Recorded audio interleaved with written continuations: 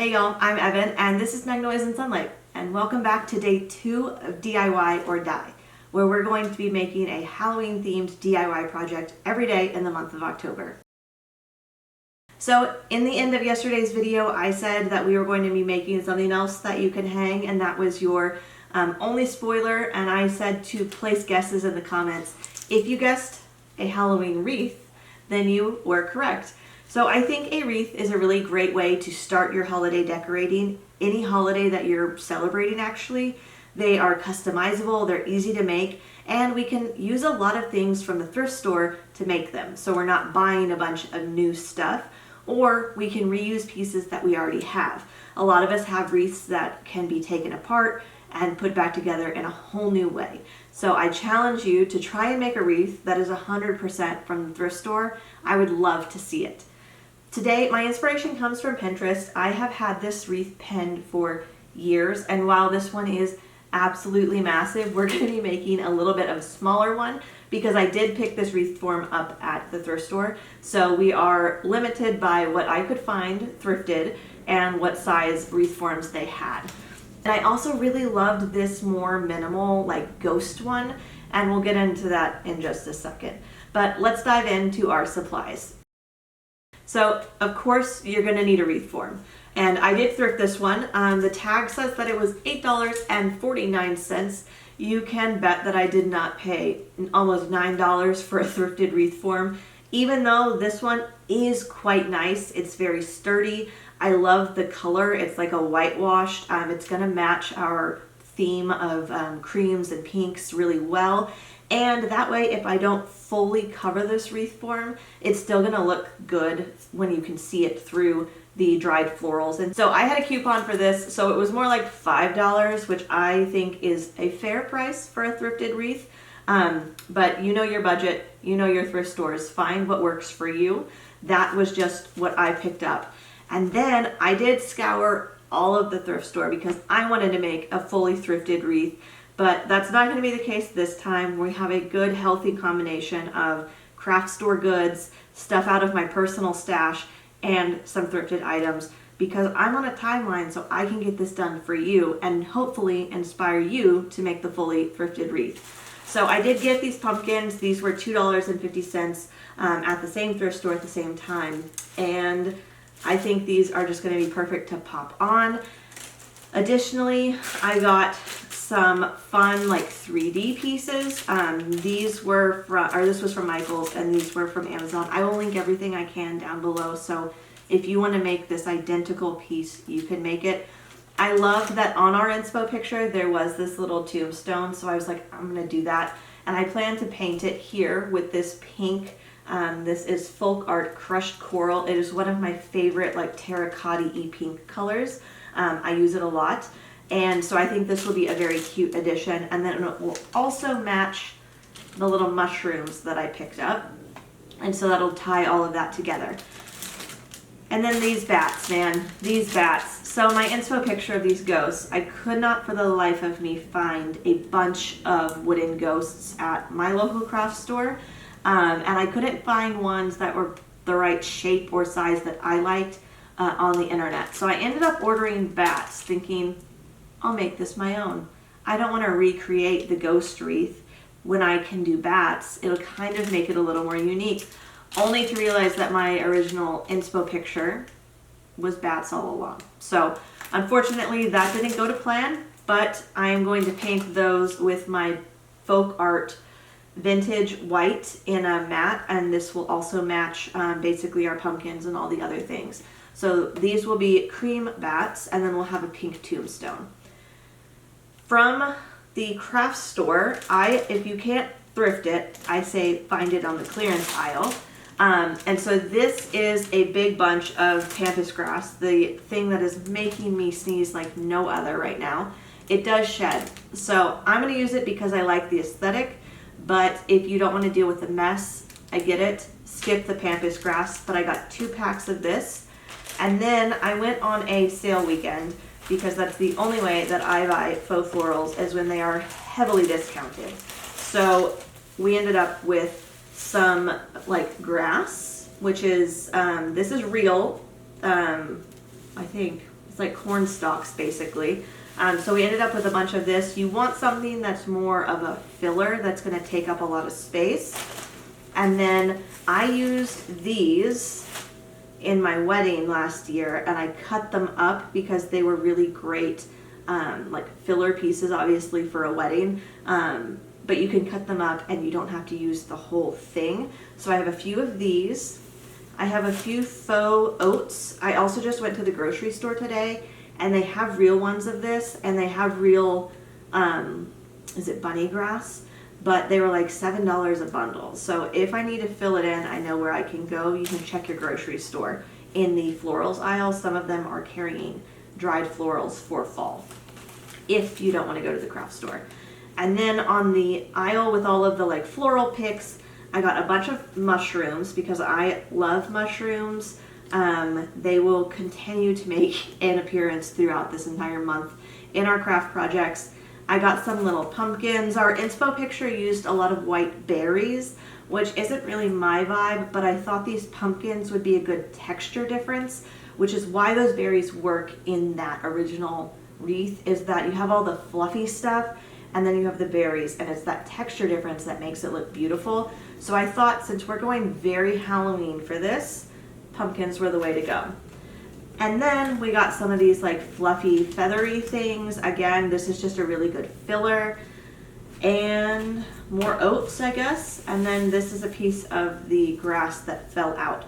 But this is what you want to look for, is things that you can deconstruct, because then we can buy one of these and then tear it up, basically, for lack of a better word, and spread it out. And you don't have to buy, 100 of these to go all the way around, inch by inch, which can get very expensive. Additionally, you're going to need paint brushes if you're painting stuff. I'm using my little Ryobi glue gun. It is wireless, and I really like that for wreaths because you're not fighting the wire hitting the things that you've already glued on. So I would recommend looking into any kind of wireless glue gun. They are great for projects like this.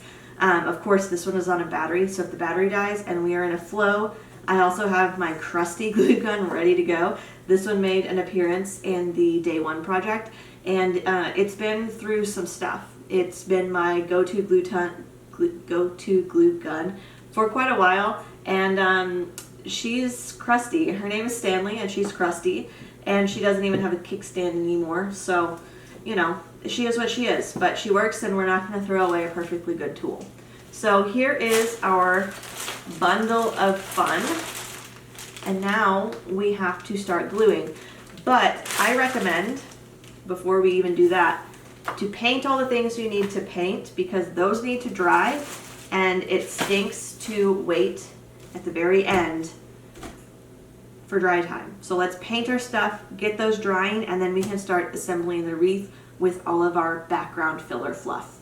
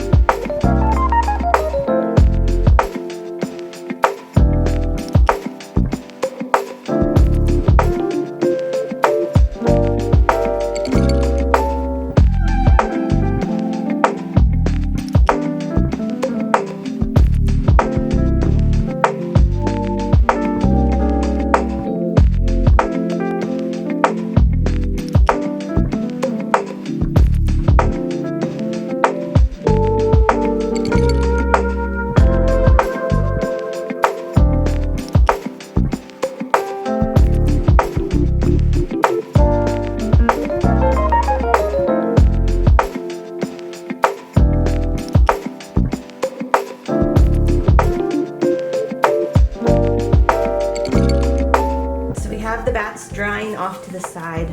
We have the glue gun powered in, and we have the glue gun powered in and heating up. I did have to go replace the battery, so that is the only downside to this wonderful rechargeable tool is that you gotta recharge it a lot because it's heating constantly, unlike a drill where you're only using power when you are drilling something.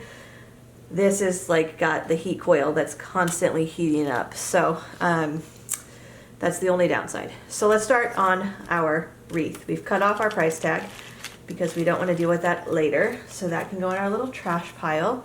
And then we are going to start with the fluffiest pieces.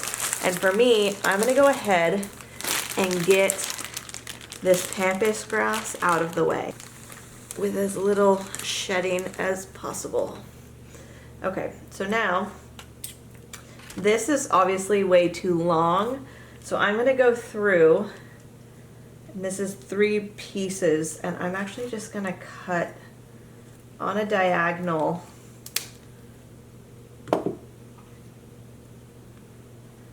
Oh, I'm gonna regret this, I think. Well, too late now.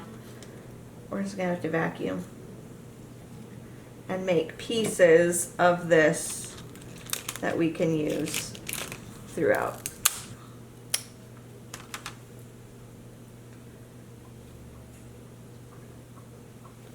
And then all of these little guys we can tuck in with glue. I'm not gonna like throw anything out just yet. We'll sweep it all up at the end after we create our 9 pieces from here. Okay, so then knowing that we have 9 pieces, we want a pinwheel structure for our wreath.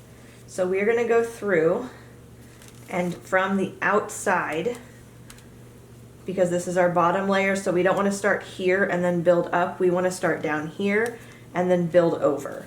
So we're going to go, do we want it to go that way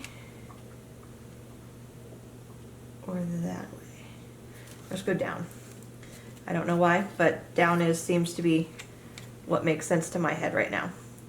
So we're basically going to go all the way around, starting at a low position, shove that into the wreath at 45 degrees from my body. So it's not 45 degrees for you guys, but I'm sitting here and it's at a 45-degree angle.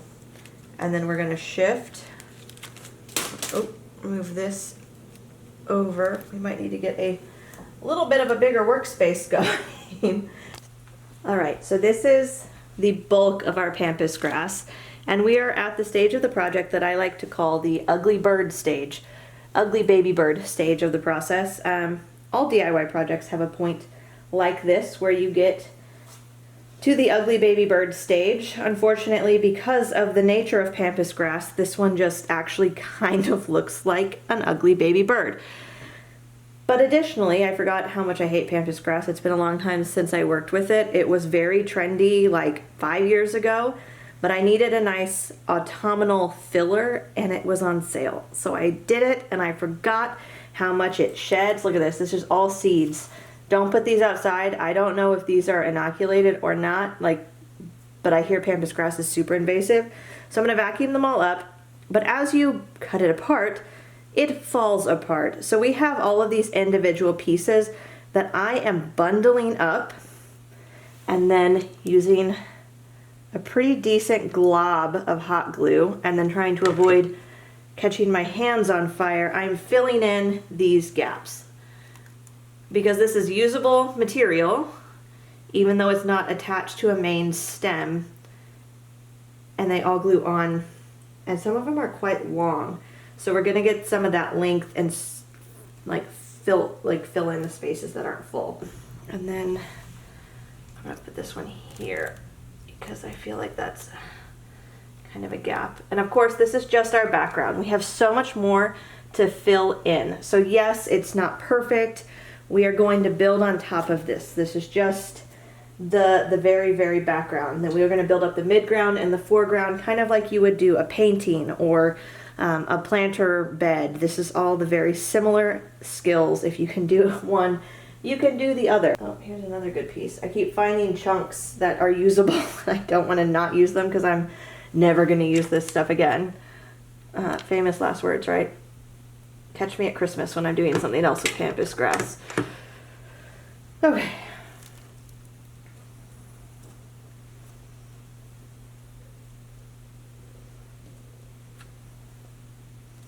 All right, let's go give this baby some hairspray. Look at this aftermath. My dogs are sneezing, I'm sneezing. Bailey, I'm so sorry, sweetie. I'll vacuum it up. I'm gonna vacuum right now before we go any further. All right, we have switched over to phone mode very briefly, but I recommend throughout the project hanging your wreath on a door somewhere or on a wall so that you can see the shape when it's actually vertical. So like I can tell here that I need to fill in that area a little bit, maybe steal this piece and put it up there. I did already hairspray this though, so the shedding is better. I mean, it's still dropping some, but it's doing a lot better, and it smells good now. It smells like, trust my hairspray. So that's a bonus. So let's go add on our next layer.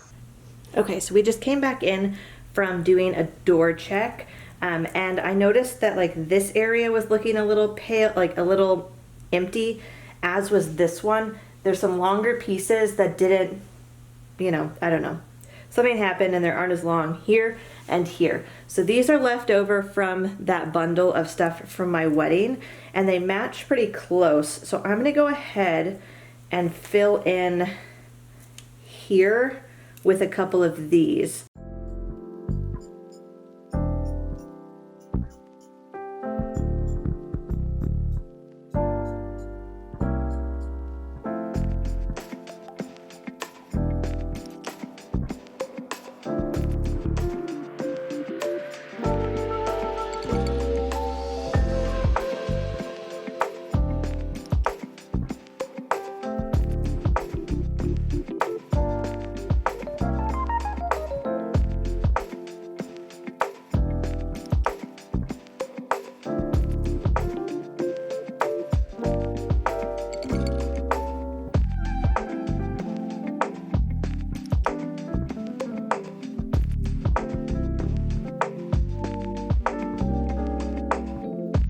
So this is the faux pampas grass, which doesn't shed like the other, obviously. So we have two of these that we're going to cut up and use each one of the stems. So get your floral cutters or scissors. Usually scissors work fine on this stuff, but if not, a pair of, or you could just kind of work it back and forth like that and it's gonna come apart.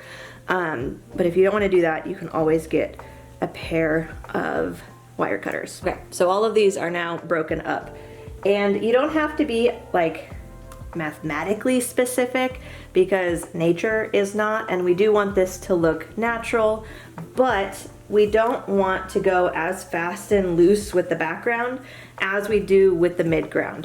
So for this one, I recommend laying out your midground piece by piece, evenly spacing stuff out, and making sure that you're still, you know, working up and over your wreath. So while we were going under this back layer for the background, we're now going basically straight into the sides of the wreath, and then you can kind of play with placement. Again, I'm hot gluing all of this, but you could also just use the gravity of the wreath, and like, because we're using this willow wreath, it's gonna hold the stems if you get them really clamped in between. You don't really even have to glue them. I just want it to be really secure because I'm putting this one outdoors. If it's going inside and it has a little more protection or on a porch somewhere, you could probably get away with just shoving these stems in here because that's not going anywhere. And in fact, for this layer, maybe we just try that and then we'll glue the top stuff on.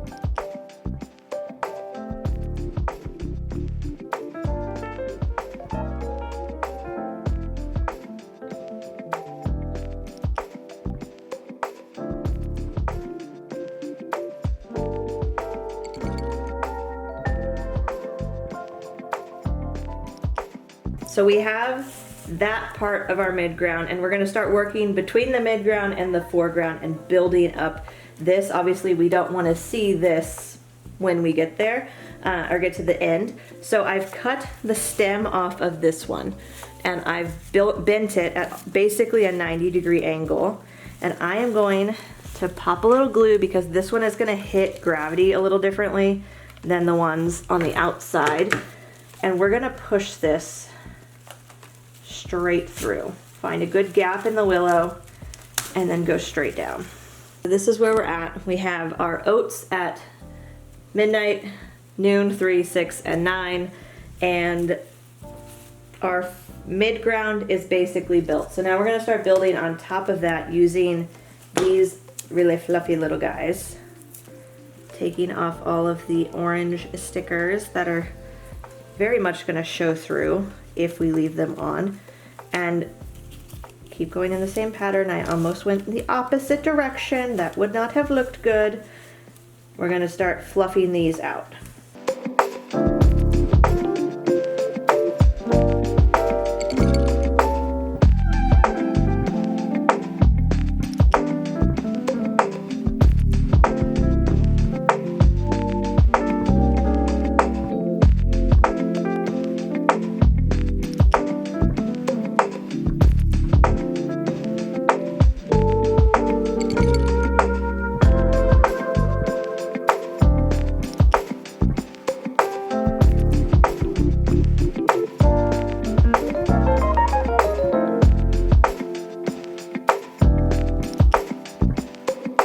So we just finished with all of the like, I don't know, faux florals and natural florals. Now we're gonna get into the little fun bits.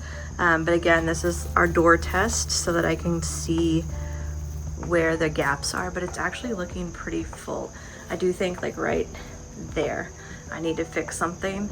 But other than that, it's looking pretty full and I think it's really pretty. So we got a lot of movement. And the one thing is that it actually might be too big for the door, but I can find somewhere else to hang it. This is really just for checking our placement. Came inside from another door check and I was feeling, there was a one gap that I didn't like that I fixed while I was out there. Because while it's up, you can kind of adjust things. And now the thing I'm noticing most is that we are bare on the inside. And while it will look fuller once we put all of our pumpkins and mushrooms and things on it, I'm not loving how bare it's looking. So I'm wondering if I can use these like feathery things to actually kind of in the same direction, kind of just put them in.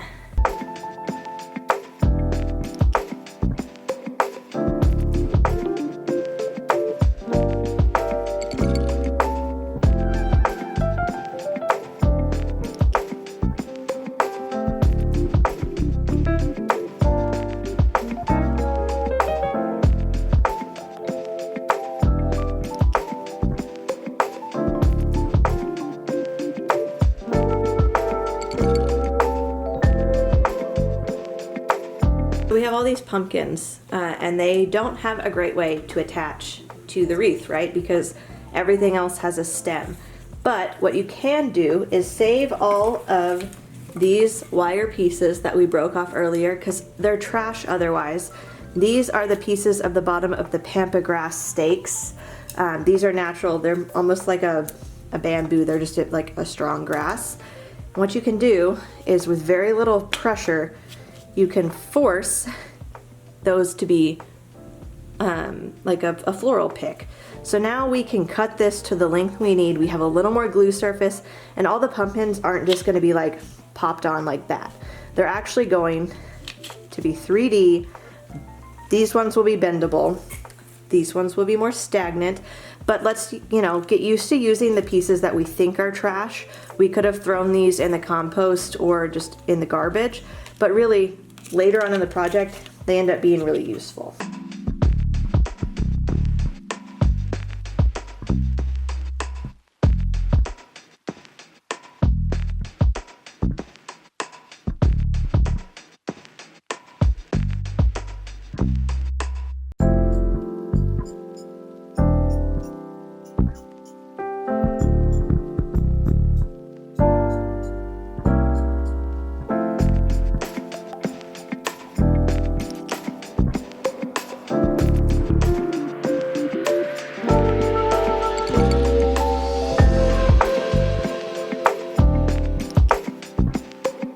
So similarly, how I put our pumpkins on our leftover floral stakes and some of the pampas grass, these are the little pieces that we either snapped off or cut off of some of these other pieces of natural florals. So these are natural grass stems basically, and I figured they would be a great way to attach my bats, because at first I thought I would just glue them directly in, but I love the way this is turning out. I'm thinking I want to make it a convertible wreath, so I can pull all of the Halloween pieces out and then leave it up for Thanksgiving, because the pumpkins and just the colors are going to be really pretty all the way through fall until it's time to put up my holiday wreaths for Christmas. So we'll just tuck those in there as such. That one's not connected to anything. Again, when you put anything in the wreath, you need to make sure that you feel some tension. But I'm gonna go ahead and glue all of these and then add those in along with all of our mushrooms, which I still need to do. And I think at this point, I think this is gonna go. It matches the pumpkins really well. And I loved it in the inspo, but I just think this is way more classic than this demands. This is more kitschy and fun, which is a look that I also really like, but I think in this instance, we're gonna stick with the naturals and then the bats for Halloween, and then we can pull the bats out and have a really beautiful Thanksgiving fall center or floral piece.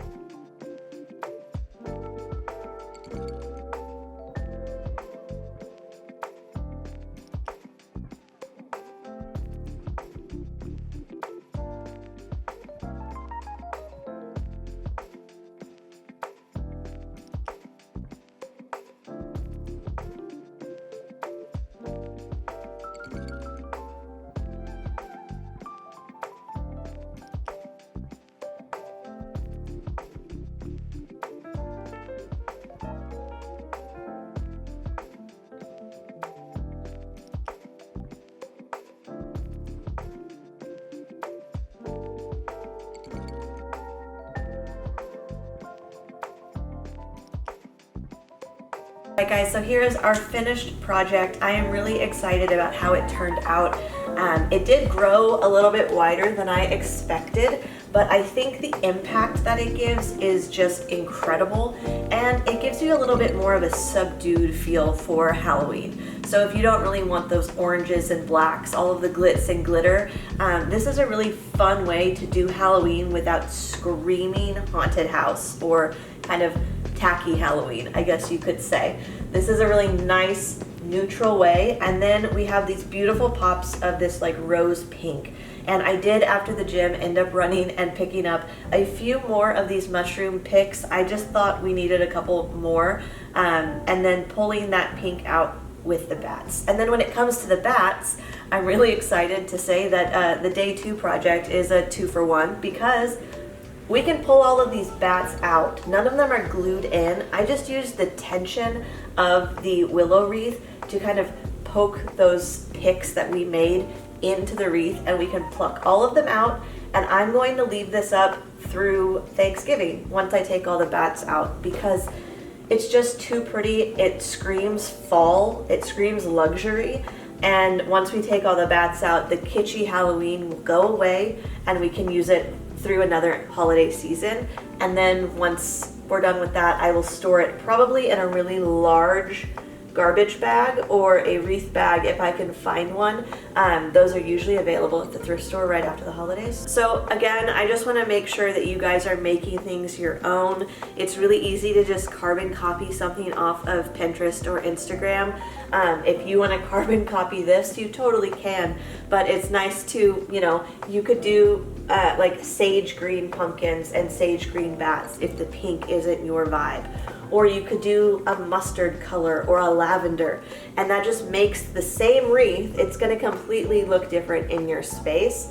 And I do love the idea of the green. The green would be really pretty. So if you guys want to do that, I would love to see what you create. Tag me in all of your creations this month, and I will see you guys tomorrow for day 3 of DIY or Die. I can't wait to keep going all month with these wonderful fun projects I've come up with and connecting with you guys. So follow along, subscribe if you're enjoying this so far, and we will see you tomorrow.